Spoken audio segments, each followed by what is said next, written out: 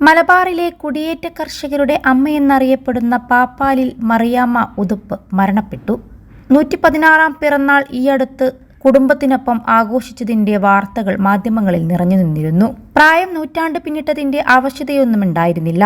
പ്രായാധിക്യം മൂലം മക്കൾ ഓർമ്മക്കുറവും കേൾവിക്കുറവും അനുഭവിക്കുമ്പോഴും മറിയാമ്മ മുത്തശ്ശി 100 പിന്നിട്ട് 16ന്റെ ചെറുപ്പത്തിലാണെന്ന് കൊച്ചുമക്കൾ സാക്ഷ്യപ്പെടുത്തിയിരുന്നു. 1908 ഓഗസ്റ്റ് 31 എറണാകുളം മൂവാറ്റുപുഴയിലായിരുന്നു മറിയാമ്മയുടെ ജനനം. 1932 ഉതുപ്പുമായി വിവാഹം. 1946 മലബാറിലെ എടപ്പറ്റയിലേക്ക് കുടുംബസമേതം കുടിയേറി. 6 ആൺകുട്ടികളും 8 പെൺകുട്ടികളുമടക്കം 14 മക്കളെ പ്രസവിച്ചു. അതിൽ 3 ജോഡി ഇരട്ടകളും. മക്കളിൽ സാറാമ്മ 87 വയസ്സ്, കുര്യാക്കോസ് 83 വയസ്സ്, വർഗീസ്, പൗലോസ്, അന്നമ്മ എന്നിവർ നാട്ടിൽ തന്നെയുണ്ട്. മറ്റുള്ളവർ കാലയവനികയ്ക്കു പിന്നിൽ മറഞ്ഞു. സ്വതന്ത്രസമര സേനാനിയും സുവിശേഷകനുമായിരുന്നു ഭർത്താവ് ഉതുപ്പ്. 1975 മരിച്ചതോടെ മറിയാമ്മയുടെ ജീവിതം കൃഷിക്കൊപ്പമായി. +2 ഡിഗ്രി കഴിഞ്ഞവർക്ക് വേൾഡ്സ് ഫസ്റ്റ് AR/VR ക്ലാസ് റൂമിലൂടെ സ്മാർട്ട് ഫോൺ എഞ്ചിനീയർ ആവാം. കൂടുതൽ അറിയാൻ വിളിക്കൂ ബ്രിഡ്കോ ആൻഡ് ബ്രിഡ്കോ.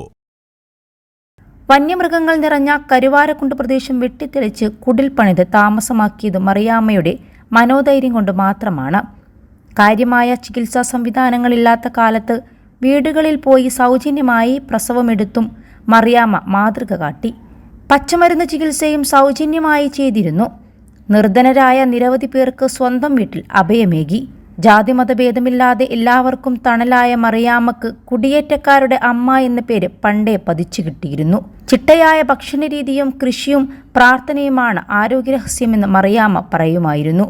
പ്രമേഹമോ മറ്റ് ജീവിതശൈലീ രോഗങ്ങളോ ഉണ്ടായിരുന്നില്ല. നല്ല ഓർമ്മശക്തി എപ്പോഴും ഉണ്ടായിരുന്നു.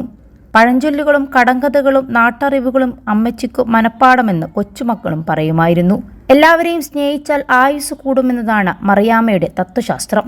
5ാം തലമുറയിൽപ്പെട്ട 17 പേരുൾപ്പെടെ 127 കുടുംബാംഗങ്ങളുടെ നേതൃത്വത്തിലായിരുന്നു അന്ന് പിറന്നാളാഘോഷം.